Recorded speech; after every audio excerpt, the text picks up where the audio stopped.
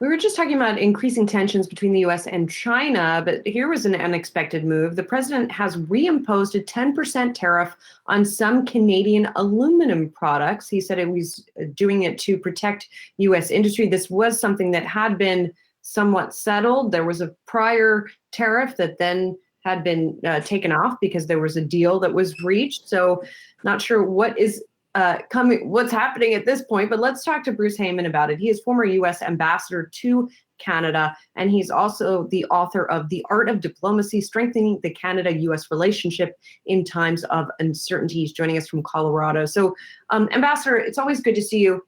It feels like this was a surprise. Was it a surprise? And what's going on here? Was there some sort of behind-the-scenes breakdown in the relationship that triggered this? So over the last few weeks, I became aware of these discussions taking place, that the U.S. very frustrated with the raw aluminum quantities relative to finished aluminum coming across the border from Canada.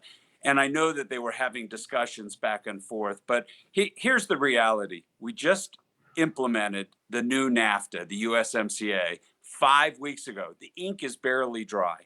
Canada is our best friend, next door neighbor, best trading partner, because really the trade is balanced. This is political. This is solely political. Let's be realistic. We're less than 90 days to go here in an election where the president's down in the polls.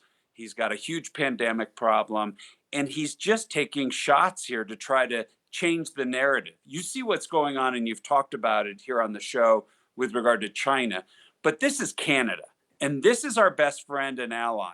Now, they have announced today that they're going to retaliate, and they're going to go dollar for dollar on aluminum back to the United States.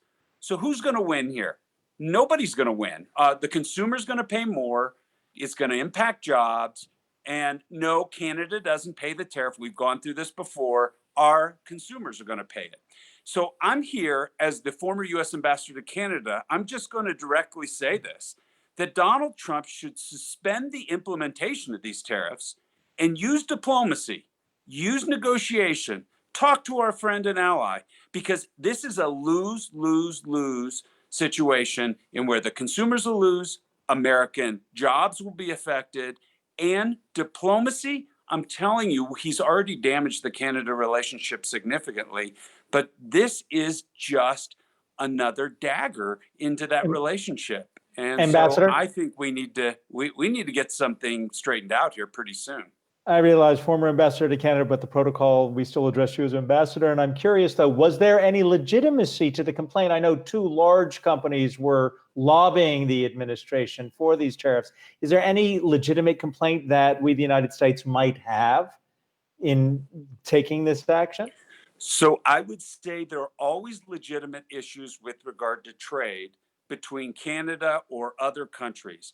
But here we are at a point in time where any legitimate issues could and should be resolved through diplomacy, through negotiation, especially now that you've just completed agreement. The second thing is some of the definitional terms within the standstill that took place on the steel and aluminum tariffs talked about the word surge. And that definition needs to be agreed to. But the president and the team did not get to that point where they were even agreeing to the language within it. This is clearly political. This is clearly a move meant to change the subject away from a pandemic and a failing, political campaign that's going on and trying to reboot it. So he's doing the China stuff that you've talked about. He's hitting Canada, which he said they take advantage of us all the time. Are you serious? I mean, he said that yesterday, and I almost fell out of my chair. Does anybody in the United States legitimately believe Canada's taking advantage of the U.S. all the time? I don't think so.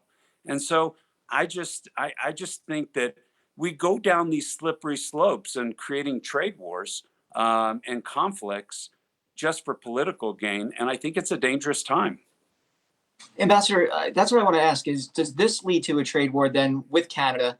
And what is the political benefit of a trade war with Canada? Yeah. So first of all, there's no benefit to a trade war with Canada. And so here's the slippery slope. Okay. So yesterday, the president announces he's slapping 10% on Canadian raw aluminum coming in. Today, the Deputy Prime Minister, Chrystia Freeland, who we all remember from the negotiations during the NAFTA agreement, she announces dollar for dollar reciprocal tariffs going to be imposed back on the United States. And then they're going to be looking at things like exercise equipment and washing machines and the things that we make that we would be selling to them. And so now what does the US do? Are they going to then say, oh, now that you've done this, now we're going to go with steel or going to go with something else? And so then it just continues to go tit for tat, and then we have a bigger problem. And if we do nothing and it's just even tariffs on both sides, I don't think that accomplishes anything. So I think that this is not a good path, and it's clearly a political distraction. Ambassador Bruce Heyman, former United States ambassador to Canada. When you come back next time, maybe a little closer to the election, we're going to ask you about your work with the Biden campaign and voters outside of the United States. We have to leave it here for now. Great to see you. Thank you so much for joining us. Good to see you as well.